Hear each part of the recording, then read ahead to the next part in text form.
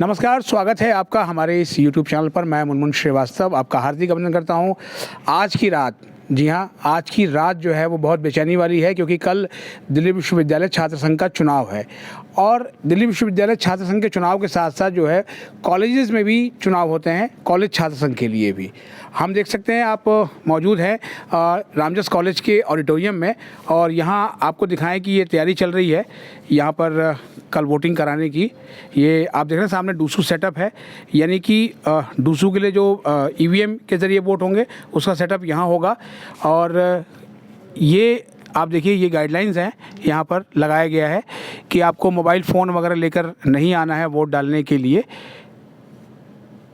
जिन colleges के पास auditorium है, ज़्यादातर कॉलेजेस ने अपने ऑडिटोरियम में भी व्यवस्था की हुई है, कुछ ने जो कॉलेजेस के जो कमरे हैं उससे ही बूथ बना दिए हैं। और आपको और दिखाएं कि ये तैयारी अभी देर शाम तक भी यहाँ चल रही है, क्योंकि कल सुबह वोटिंग शुरू होगी। यहाँ पर ईवीएम्स पहुँचेंगी दिल्ली विश्वविद्यालय की तरफ से, वो सील्ड जो ईवीएम्स हैं वो खोली जाएंगी और उसके बाद जो है वो वोटिंग शुरू होगी। आइए और एक बार देखते हैं कि और क्या तैयारियां यहाँ पर चल रही हैं। ये देखिए, एक तरफ डूसू का सेटअप हमने दिखाया था, ये दूसरी तरफ जो है ये कॉलेज का सेटअप है। कॉलेज में भी जो है वो president, vice president, secretary, joint secretary, treasurer, इनके चुनाव होते हैं, लेकिन कॉलेज वाइज जो है वो अलग अलग भी होता है। कुछ कॉलेजेस में प्रेसिडेंट और 2 पद सीसी के लिए चुने जाते हैं, तो कॉलेज का सेटअप अलग है। जैसे हिंदू कॉलेज में का जो चुना जाता है उसको पीएम बोलते हैं, यानी प्राइम मिनिस्टर। तो ये कॉलेज के सेटअप की तैयारी जो कॉलेज का स्टाफ है वो लगातार कर रहा है। आप देख सकते हैं ये सब स्टाफ लगे हुए हैं और उनके साथ जो है वो कॉलेज के प्राचार्य प्रोफेसर अजय अरोड़ा भी हैं और ये खुद जायजा ले रहे हैं। सर, कैसी तैयारी है कल की? हमारी कल के इलेक्शन की तैयारी सब पूर्ण हो चुकी है, बस छोटी छोटी चीज़ें रह गई हैं और वो आने वाले आधे घंटे में पूरी हो जाएगी। तो कितने सारे बूथ, ये ऑडिटोरियम में ही बूथ बनाया गया है? नहीं, हमारे यहाँ पे तकरीबन 6000 के करीब वोटर है रामजस कॉलेज में। और क्योंकि दिल्ली विश्वविद्यालय ने हमारी जो रिक्वायरमेंट थी उसको हिसाब से तो नहीं दी लिया, लेकिन उन्होंने हमें 5 ईवीएम दी, तो उस 5 ईवीएम का सेटअप दिया, तो इसलिए हमने 5 पोलिंग बूथ बनाए हैं। और तकरीबन हर पोलिंग बूथ पे किसी में 11, 1150 और किसी में 1200 के करीब पर स्टूडेंट होगा। और एक पोलिंग बूथ जिसमें आप खड़े हैं वो हमारा ऑडिटोरियम है, और इसी तरह से हर वो बड़े बड़े कमरे हैं जिसमें एंट्री और एग्ज़िट जो है वो अलग अलग है। और प्राय हमारी ये कोशिश रही है कि हम जितने भी पोलिंग बूथ बनाएं वो आपस में एक जगह से दूसरी जगह थोड़े से दूरी पे हों।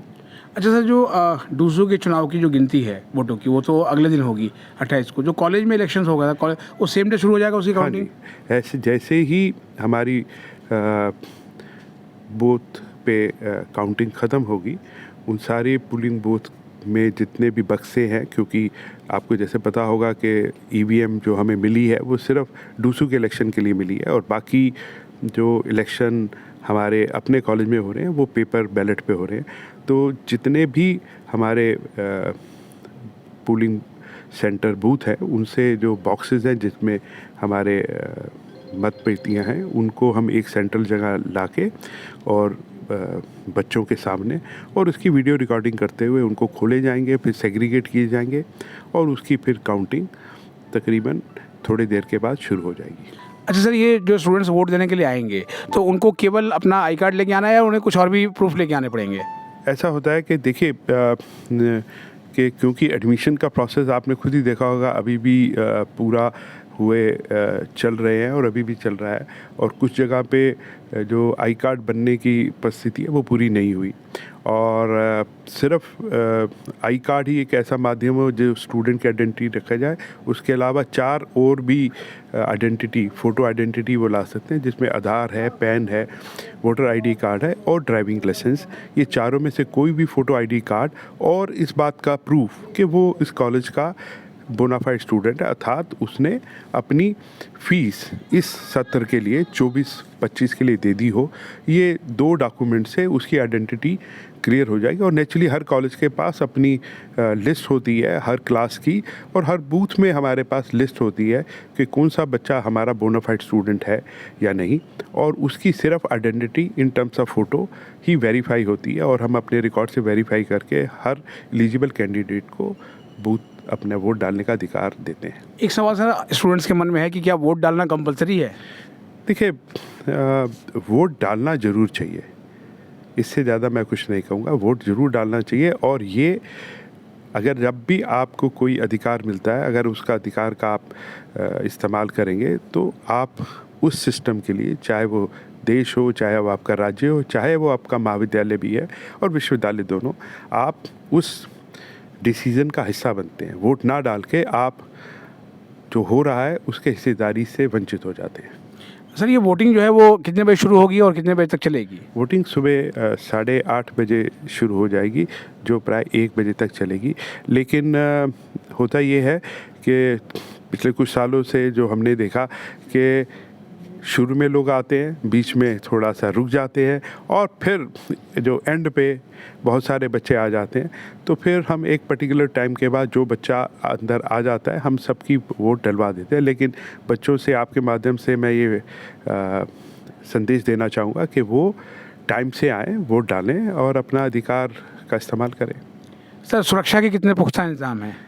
देखिए, मैं सुरक्षा को, मेरे अपने विद्यार्थी हैं, वो बहुत ही डिसिप्लिन है, तो ऐसे सुरक्षा तो है, हमारी अपनी सुरक्षा भी है और दिल्ली पुलिस भी सुरक्षा देती है। लेकिन सुरक्षा मुझे नहीं लगता कि एक बहुत बड़ा विषय है। All our students of Ramjas college and of Delhi university, they are quite discipline. ठीक है, थोड़े से उम्र ऐसी है कि कभी कभी वो गलतियां कर लेते हैं, लेकिन मेरी जितनी समझ है कि आने वाला इलेक्शन दिल्ली विश्वविद्यालय का बहुत ही पीसफुल होगा। तो आपने सुना रामजस कॉलेज के प्राचार्य प्रोफेसर अजय अरोड़ा को, और उनके साथ आप देख रहे हैं कॉलेज का स्टाफ देर शाम लगभग 7 बजने वाले हैं और अभी तक जो है वो तैयारियों में जुटा हुआ है कल के चुनाव सफलतापूर्वक कराने के लिए। और जो स्टूडेंट्स अभी जो है जिनका दिल्ली विश्वविद्यालय में स्पॉट राउंड 1 में एडमिशन हुआ है, वो भी जो है वो वोट डाल सकते हैं। अपनी फ़ी रिसिप्ट लेके आए और अपना कोई ID प्रूफ लेकर आ सकते हैं, क्योंकि बहुत से स्टूडेंट्स हैं उनके आई कार्ड नहीं बने हैं। तो अब आप बिल्कुल ना सोचें और अपना वोट सबसे पहले आकर डालें, क्योंकि लोकतंत्र में वोट डालना आपका अधिकार ही नहीं, जिम्मेदारी भी है। अगर हमारे चैनल पर नए हैं, चैनल को सब्सक्राइब कर लें और इसे अपने दोस्तों के बीच शेयर करें। मिलते हैं एक और एपिसोड के साथ, तब तक के लिए नमस्कार।